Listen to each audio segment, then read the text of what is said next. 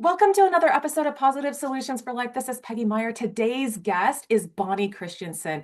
Bonnie is a certified life coach who is a firm believer that how we think about ourselves affects every decision we make. And those decisions are almost always emotionally based.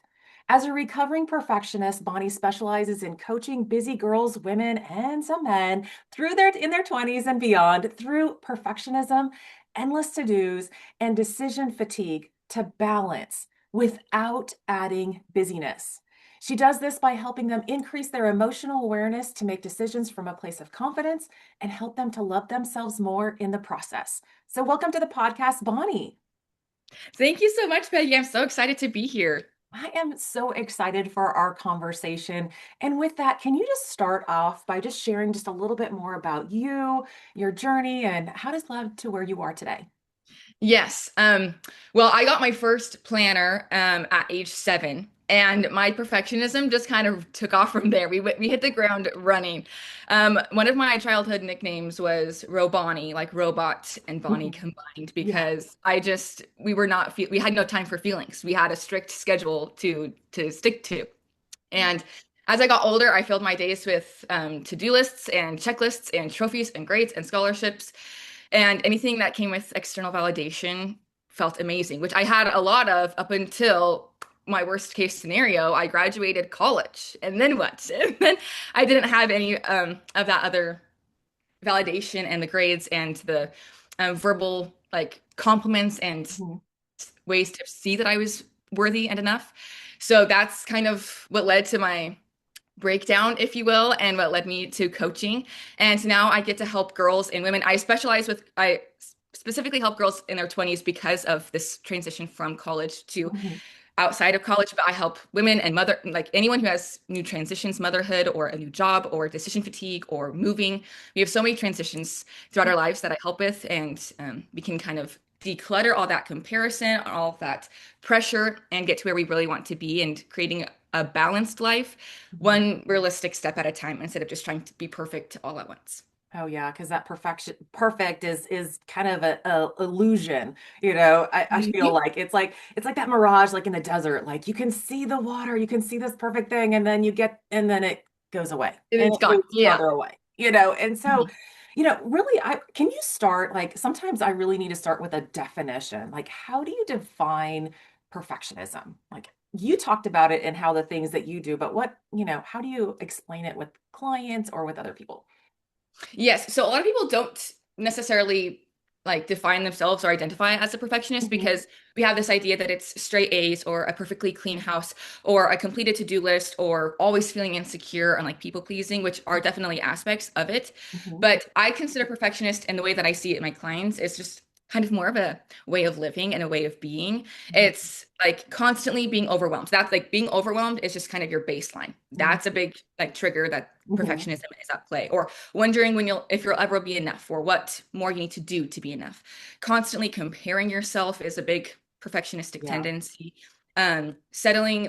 Setting unrealistic expectations, like that mirage that you said, of just like Yeah. moving the goalpost, and then every time you get close, you move it again. Mhm. So you're never actually reaching the finish line. Self-criticism is also super common with my clients or a person with a brain, honestly. Yeah. Oh, Um, yeah. because we're always beating ourselves up. We talk to ourselves harshly. So it shows up with a lot of different thoughts, but Mhm. um, or like the straight A's, but also it's these general feelings and habits, like these ways of being that are Mhm. very common for perfectionism. Well, I think that's really key because, we have we can make up whatever story. Well, I'm not a perfectionist because, this part of me isn't perfect, and like, but I can Mhm. resonate with like all of that. I'm thinking like overwhelm, the comparison, not being enough, like that the self-critic, we are our own worst critics. Like we beat Mhm. ourselves up all the time. So we set such high standards and high expectations for ourselves that we often like set ourselves up to fail. So is that kind of what your clients are going through? I mean, you gave the definition, but it's just like we set ourselves up to fail, I think, when we're like that. Yes, there's just not really, it's kind of like a lose-lose situation. I saw this video once that was like me when I fail or like barely don't make my goal.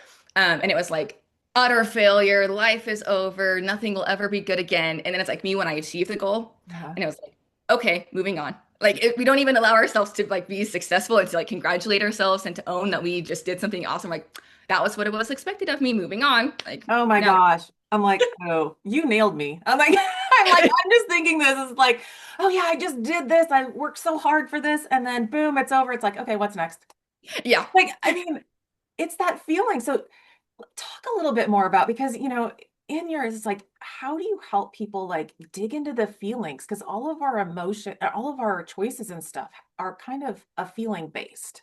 I feel like, Mhm. and then we do stuff not to feel, but yet we need to feel it. So, Exactly. okay. Yeah. And it's like it's just kind of like pick your discomfort. You can pick the discomfort of constantly like you're choosing to feel stress and overwhelm because you're really good at that. So like you know how to jam pack your to-do list. You know how to like work on crunch time, and that's uncomfortable, but at least it's familiar and you know how to do it. Right. But then do you know how to actually just feel insecure or vulnerable Mhm. or bored even is a new emotion for a Oh lot yeah. of perfectionistic people. Um, so the way that I think about it is um, like like you said this back to the like mirage Yeah. idea, which I hadn't thought about, but that really is perfect. Is just that we have this undercover perfectionism. For a lot of us, the word sometimes a lot of us think the word perfect, like it has to be perfect or it has to be good enough. Sometimes we think of more mild words. Our brain will sometimes go undercover because it knows you can identify perfect, but it can't always identify words like more or enough or like if I was just intentional then I'd be happier. If I could be present in the moment, then I could show up as the person I wanted to be. For a lot of people, it's where it's like skinny or like you're not thinking skinny. You're thinking of where it's like energized or healthy. If I could just be healthy, then this would happen. Or if I Hmm. was toned, then this is what good things would happen. And Hmm. for me, my word is balance. Like if my life was balanced, here's what problems would be solved. I would wake up with energy. I would be so social. I'd have friends lining out the door. I would meal prep. I would budget. I would have time for all the things and resting and get my 8 hours of sleep, and it would all be great.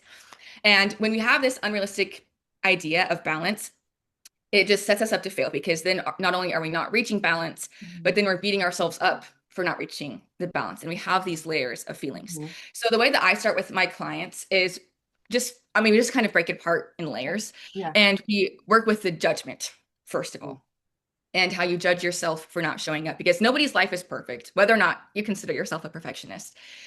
But the difference is that we, as often as women, we will beat ourselves up for the imperfect days, for the burnt toast, or for waking up late, or for not finishing everything on our to-do list, or for like being insecure. Even we beat ourselves up. I should be confident. I should love myself where I am, as I am.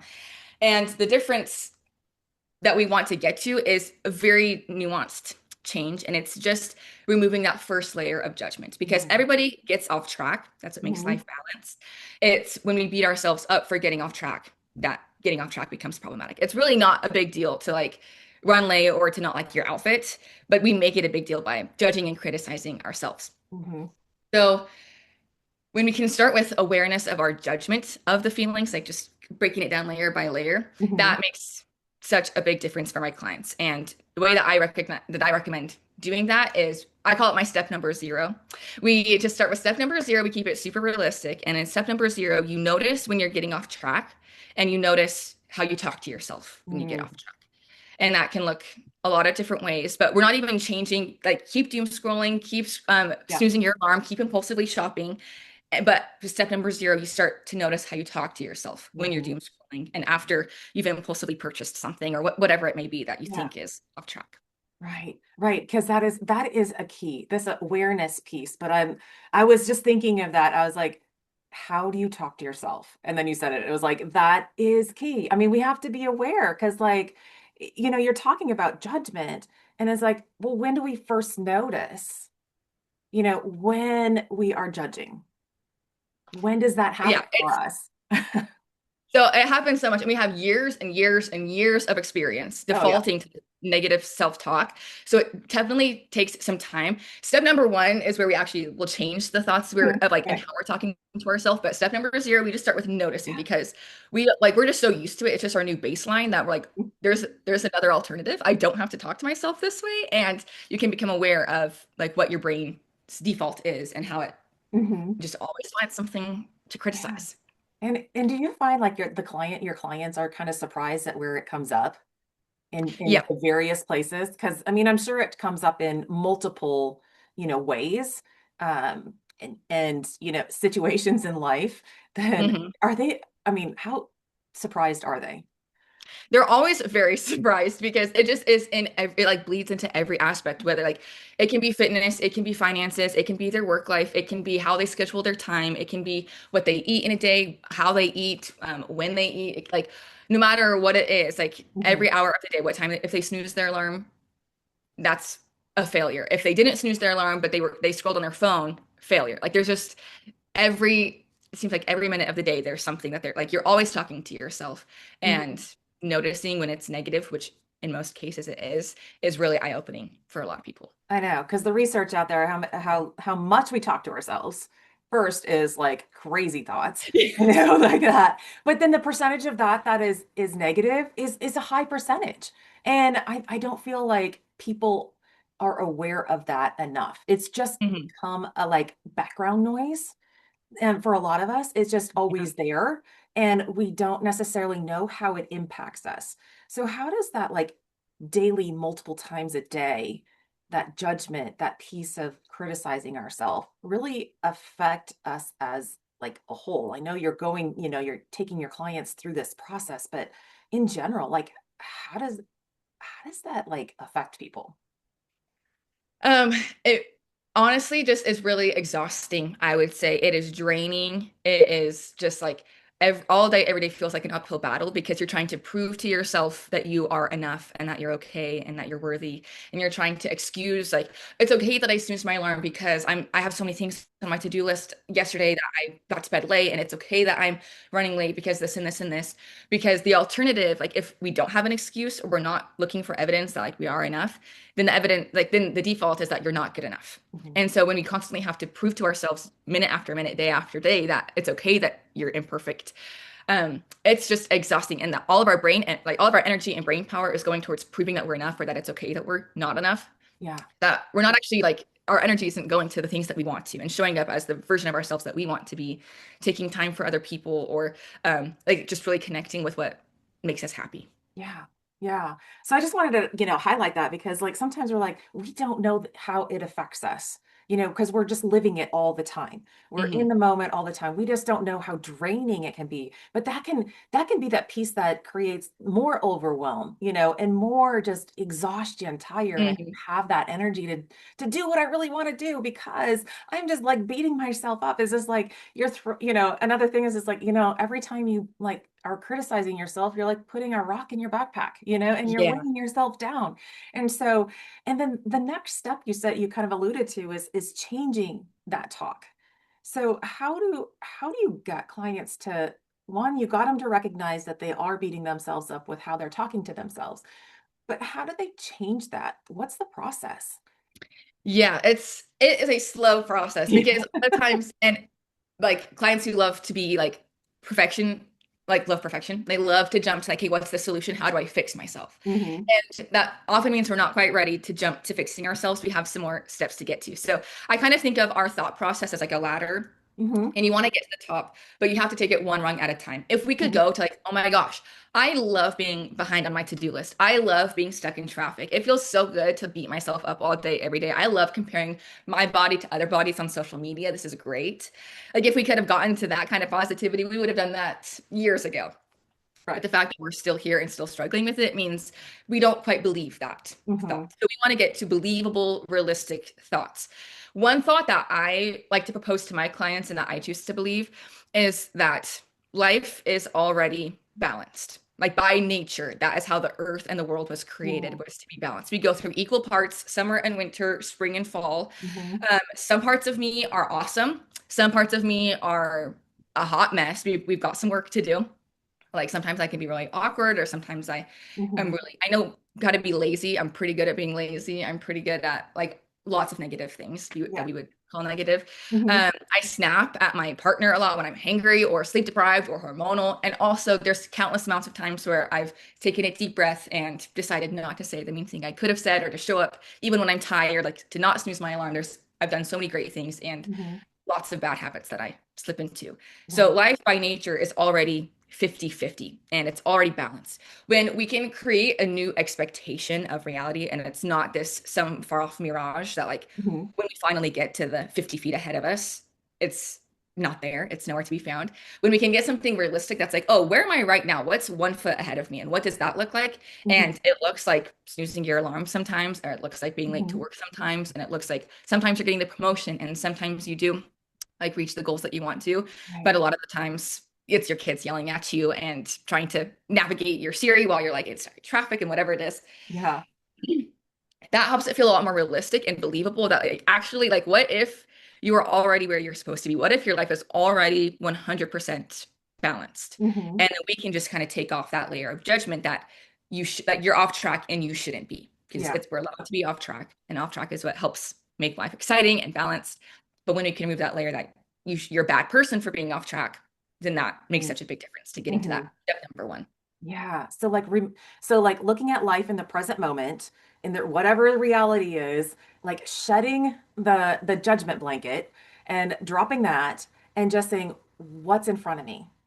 Everything Mhm. is balanced. I have this choice. Like I could really hit the snooze. I could really snap at, the person in front of me, the partner, whoever it could be, but I can choose this next thing. So what is more balanced to me in the moment? And Yeah. is that kind of how we just here's reality, what's the next thing? Yes. And that's the definition that I normally like say to my clients is that my definition of balance is choosing how I want to show up for myself when I'm on track and when I'm off the track. And Mhm. that can be, okay, I snoozed my alarm 3 times already. Now how do I want to show up? Is self-love looking like snoozing my alarm one more time because I'm really exhausted, or is it actually is today it getting up and getting started with my day? And balance is something that we choose over and over again all day, every Mhm. day. It's not Mhm. some finish line that we finally achieve. It's Yeah. a constant decision that we make. Yeah, yeah. And I think that's so like empowering when you say that because like every moment can be in balance or you can choose to be more in balance, whatever that might be for you in the moment. Like you said, it could be hitting the snooze for the fourth time because you are drained. That could be okay in that balance definition for the moment. But then when you decide to get up, you have a choice in how you respond. Okay, I hit the snooze 5 times. Now I am 20 minutes past, that my timeline for Mhm. getting ready. I can choose to be okay with it because already chose to hit snooze twice. Yeah. Like, or I can get up like a hot mess, hair on fire, gonna be late, and just bulldoze through the whole thing. And how is that gonna be? Does that gonna feel more balanced to me? Right. Probably not. If Yeah. I just take a deep breath and go, okay, now I have 20 less minutes. What do I need to do to shave off some time? Okay, Mhm. well, maybe I just have to do a quick shower, no washing the hair, whatever, just to save a Yeah. few moments. Maybe it's that grab and go breakfast, that protein shake that's in the fridge for those other times. Maybe that's, and then I can go, okay, this is what I need. What's the Yeah. basics? So that's kind of cool because like we can choose our definition of balance in any moment. Yes. Yeah. I love that. And I like what you said when you were like, it's just choosing what's in front of us. I love the analogy of someone balancing Mm. plates. They'll have Yeah. them on stilts, and like if you Yeah. have one on your head and Right, your right. hands.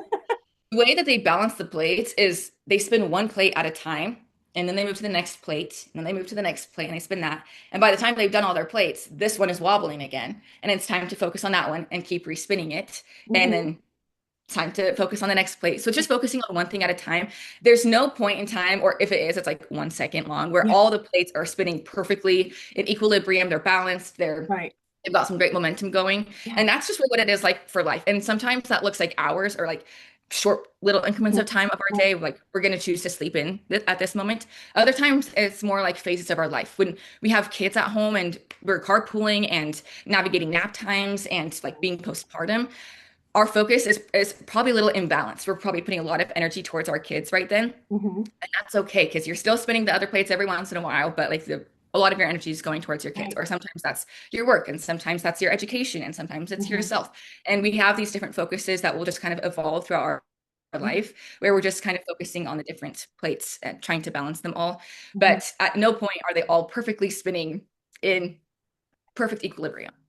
Right. I'm so glad you brought that up because I think a lot of times people are like, yeah, but they remember a point in their life when it was quote unquote easier because there was like less things going on, right? Maybe Yeah. it was just, you know, me and my partner, and then all of a sudden there's a kid, and then there's like, okay, but now there's maybe another kid, and then there's a job, or there's, there's Yeah. different things, and there's going to be seasons of life where the focus is going to have to be a little bit more on certain things than others. A newborn needs way much more attention than Hmm. say a, 5, 6, 7 year old, because that older kid can potentially get up and go get themselves a drink and food, but an infant is like relying on You're you the for person. everything. Yeah. So the balance of your space is going to be different at different areas and times of your life. So that is so good because like if we think that balance has to be 100% equal, like 100% equal time, like I have to Hmm. spend,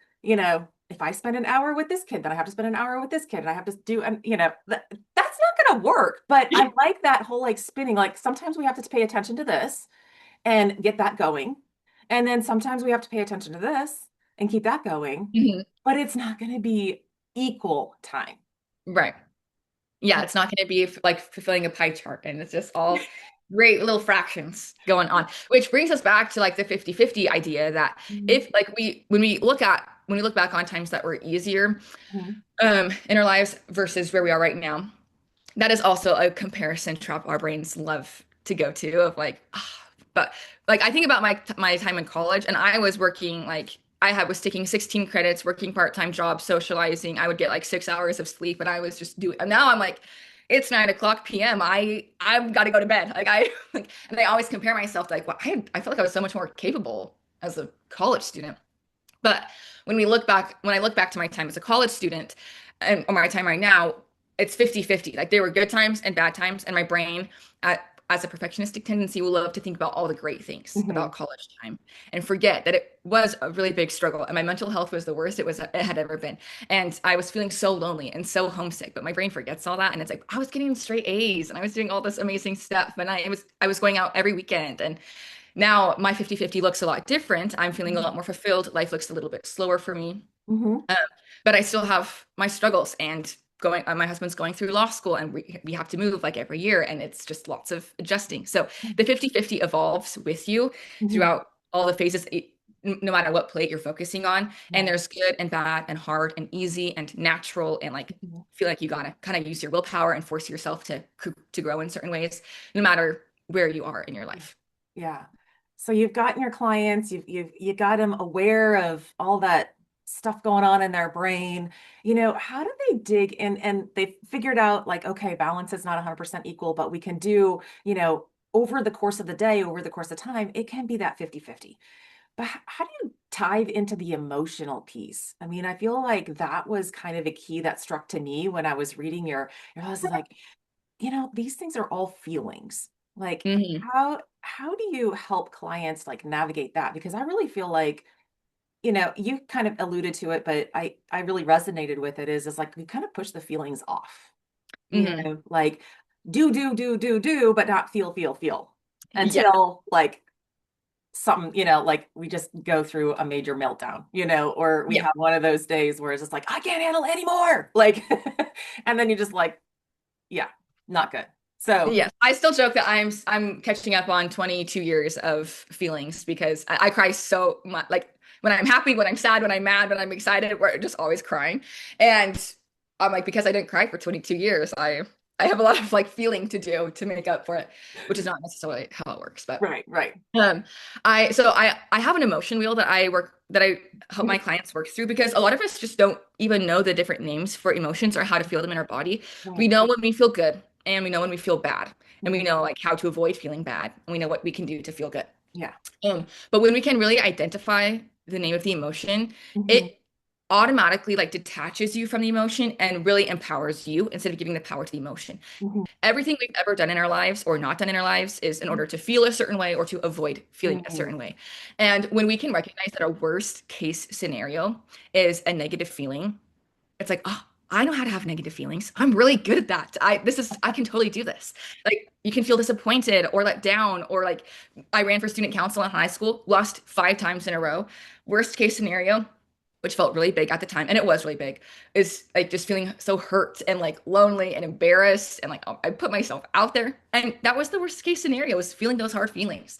And so each session we practice this, but it's really a lifelong practice of Oh just yeah. recognizing, like knowing how to name emotions and what emotions exist out there, the difference Mhm. between feeling like stress versus overwhelm, Mhm. or resentment and jealousy. There's these Mhm. all these nuances between emotions. And when Right. we can identify them and recognize what it feels like in our body, like, oh, this means I'm feeling resentment if I'm feeling this way in my forehead or in my stomach, or when I act this way, that's normally because I'm feeling stressed or like Mhm. unseen. Mhm. Um, then that really just helps you own how you want to show up for yourself, because you don't have to, your decisions aren't making your emotions aren't making the decisions for Yeah. you. You get to make the decisions. Yeah. And you know that you are capable of feeling the good and the bad feelings that come with Right. whatever you decide to do. Right. And I think that's so key because as I'm hearing you, I'm like, yeah, we have usually about maybe a handful of feelings that we're like, okay, I'm angry, I'm stressed, we're more negative emotions than we are positive when we're like Mhm. discussing those. But there's layers of that. So I could be upset. But am I disappointed? Am I frustrated? Am Mhm. I tired? Am I, what really is that? And I feel like that goes back to like kind of being aware of the talk, and Mhm. the things that come around. Like, how do people pull out the different perceived negative emotions? And like, because there's a lot of words for it. I was in mental health for 20 years and I was working with kids to try to expand their vocabulary Yeah. on feelings because I'm mad. Okay, well, like there's so many layers of being mad. Like, Yeah. how are you mad? Like, tell me the situation. Is it more Mhm. like I can't do something, or did somebody do something to me where I'm hurt? It's like, and so how do you help clients like expand their vocabulary on feeling words? That's a great question. The emotion wheel is honestly a great tool because it's helping you see like what your options are. And you Mhm. start out in the middle and with the generic feelings, I feel Yeah. excited, I feel happy, I feel sad, I feel mad. And Mhm. then you can get branch out as you get more and more familiar with Mhm. the feeling. And are you mad or are you resentful? Are you mad or are you sad, or um are you grieving? Are you like happy or are you feeling fulfilled and grateful? So Yeah. that is really a great way, like just knowing what your options are in Mhm. the first place to choose Yeah. from, and then noticing our thoughts around it. Again, going back to Mhm. step number Yes. zero, Yes. because I believe that like our thoughts create our feelings, Hmm. our emotions, I should say. We have primal sensations as well, but Yeah. like they're um when you think the thought I'm behind and I shouldn't, like when you think the thought, let me get back to when you think the thought I'm behind schedule, I snoozed my alarm and now I'm behind schedule, that creates a sense of urgency or maybe a little bit of stress or some motivation of like a sense of urgency, just okay, let's get Hmm. back on track. Yeah. But then you think the thought I'm off track, I'm off my schedule and I shouldn't be, or and I'm a bad person because I snoozed my alarm again. That creates a feeling of shame or guilt or like being mad at yourself, Hmm. frustrated Hmm. with yourself that you aren't showing up. So these certain different thoughts create different feelings, and we Hmm. show up based off of how we're feeling. So that is really a critical step. We spend a lot of time on step number zero, and step Oh number one yeah. is the thoughts and how we talk to ourselves generates these feelings. Hmm. And that is a game changer for so many people. Oh, I know, because once we get like aware of that, the thoughts create those feelings and the different ones, we also connect that creates our behaviors. Like, so that, we choose those behaviors based on what we're thinking and how we're feeling. And Yeah. if we don't like that, then we have to go back to the top and be aware of those thoughts so that we can change those, which will change this feeling, which will change what we actually do and how we respond to other Yes. people. Mhm. It's like, but it also changes our physiology. Yeah. When we think we're behind and stressed, what does that do to our bodies? It to me, it just like whoop, tenses me up. Like, and here I'm like all wired now. But like, if I'm like, okay, I chose that, that's fine. Now, like, I can do this. Okay, huh, all right, I'm back in control. Mhm. Because I feel like we can get out of control really fast when we spiral with those negative type thoughts and feelings. So Yeah. I don't know, touch on that. And then like, I would like for you to kind of like, okay, leave the listeners with like easy, like 1, 2, 3. And I know we've talked about it, but like Yeah. put it in a nice little bow. And yeah, I love what you touch on is like that spiraling. And oftentimes what the spiraling, we think like if I allow myself to cry or if I allow myself to really be disappointed, I'm gonna spiral into chaos and death and I'll never feel happy again or I'll burst into tears or I'll be dysfunctional. And really those it's so empowering when we can just recognize that it's just a sensation in our body. This emotion, Mhm. this worst case scenario that we're dreading feeling is a negative feeling. And we know how to name it and we know how to feel it. And whether that is feeling it by crying or by sleeping or by working, so you're trying to avoid it. Like our bodies are really good at processing feelings. That's its Mhm. number one job is to like identify emotions. Emotions help us live our life in a safe way and to like grow. So it's really your body's very capable of processing feelings. And then notice, like, recognize that when we allow our feelings, they don't have to keep like knocking on our brain door to keep getting trying to get our attention and keep getting us to hear them. When I can be like, oh man, that was so disappointing. I'm so sad about how that turned out. Mhm. And I cry for a few minutes. That is so, that's not what I always do because I have a human brain that loves to avoid hard feelings too. But when I do that, it's so much easier and smoother and shorter than when for weeks I'm trying to force myself to not be disappointed and telling myself I'm being dramatic and I should just get over it. And it really wasn't that big of a deal and it's all okay. And then 2 weeks later, I've spent all my energy beating myself about trying to not feel disappointed. And then I still have a huge meltdown and cry, and it's so hard. And that's okay too. Like that's hard Mhm. feelings for 2 weeks and then a meltdown or crying or whatever your meltdowns look like. Right. Feeling your feelings. And that is also like not a terrible thing. It's Yeah. just harder and longer and more Right. exhausting than allowing yourself to feel mildly disappointed first thing. Yeah. So that really helps with the spiraling. And it's a practice that we are not used to. And we have so many years of not living this way, of just allowing ourselves to be disappointed and making space for frustration or like it's okay that you're jealous or it's okay that you're angry. Mhm. Um, so that does that answer your question of Yes. like Yeah. this? Oh, yeah. Okay. Because we can go on because I was like, oh my gosh, I was like, yeah, this example and this example. But I think we get it that there's times where if we just acknowledge the feeling, it's knocking on the air like, hello, I'm, mad, I'm upset, I'm feeling hurt right now. And if you ignore it, it doesn't go away. Like Yeah. it'll whisper to you and then like, it'll whisper and then it'll yell at you. And then pretty soon it's going to knock you over the head with a 2x4 and you can't ignore it. And then that might be this huge meltdown when you could have, taken it at yell or you could have acknowledged it at whisper and it goes away. And then guess what? Yeah. You have more energy, because you've Amazing. acknowledged it. It's like, oh, thank you for acknowledging me. And then I'm moving on. Like it's Yeah. Yeah. I know. It feels so counterintuitive to like make space for your feelings in the moment, but it really gives you so much more space and energy to show up yeah, how you want to show up. yeah, yeah. So as we're kind of like wrapping up, can you share just kind of like just a simple, like we've talked about it all, but like can you like put it in bullet points for the listeners? Because sometimes I'm like, we don't want to be overwhelmed, like trying to go back and remember, but just like, hey, here's the first three things that you need to do. Fabulous. Yes. So, and I'm a sucker for lists. I love a good Okay. bullet point. So, I would start with recognizing that you are allowed to get off track. And what that looks like is in practice is noticing when you get off track. This is step number 0. Noticing when you get off track and noticing how you talk to yourself when you're off track. So it's like a random Tuesday and you're all tucked into bed and it's time to determine your worth for the day. Because that's what we do when we get into bed. It's like, am I worthy? Did I do enough today?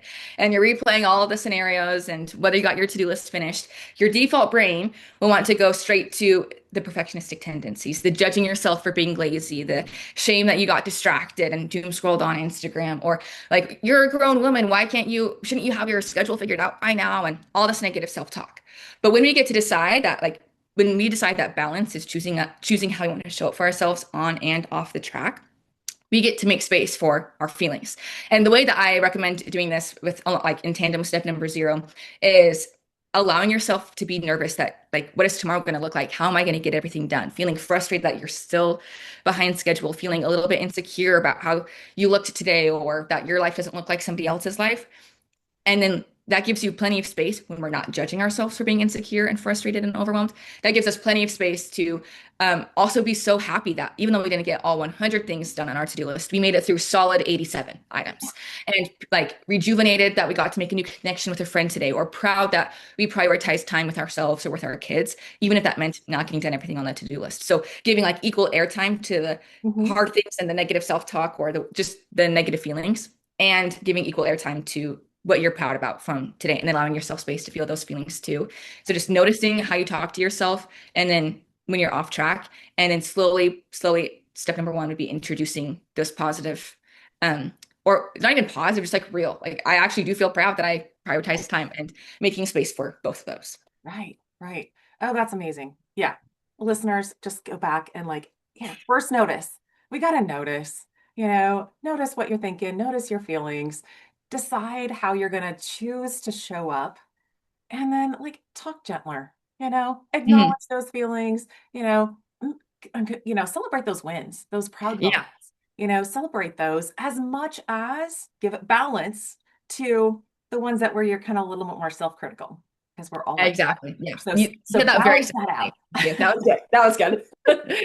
Balance that out. So listeners are going, oh my gosh, I really resonate with this. I need to find out more about Bonnie. Where do they go?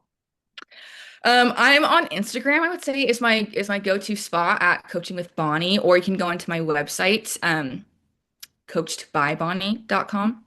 And that's all about my what I love to talk about and what I can help you with and all the things. And I'm doing my balance program, my one-on-one coaching program right now for whatever costs you can pay.